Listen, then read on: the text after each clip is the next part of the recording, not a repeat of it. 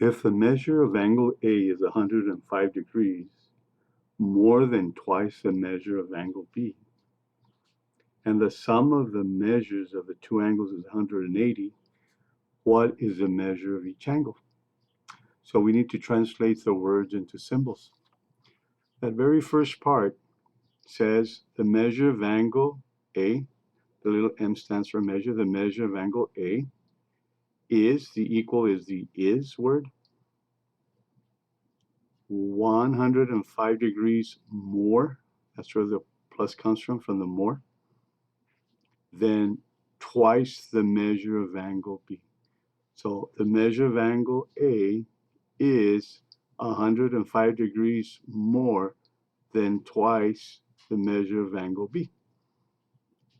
The next sentence, the next part, says the sum of the measures of the two angles is 180 degrees. So this gives us another equation. So the measure of the two angles, the sum, so that's a plus, is 180 degrees.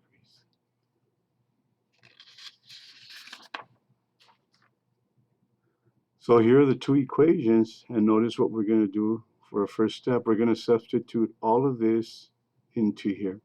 Since they told us what the measure of A was, it's all of this, we could substitute it for the measure of A.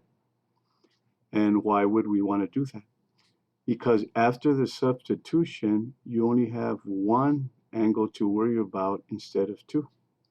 So the substitution cuts down on the number of variables, of unknowns. So instead of two unknowns, after the substitution, you only have one unknown, and then you work for that one. From here on is finding out what that one is. In this case, measurement of angle B. So right here, you do your algebra, collect like terms. 2 times the measurement of B plus the measurement of B equals 3, the measurement of B. So here's a 2 here. You could see a 1 here. You could imagine a 1 here. So 2 plus 1 is 3. The 105 just drops down. The 180 just drops down. Now isolate the measurement of angle B. This is like your x. If you want to call this x, that's fine. So now we're going to get the measurement of B all by itself by starting to move things away from the measurement of B. So you're going to move 105 to the other side by subtracting. And after you do the subtraction, you have 75 degrees on this side.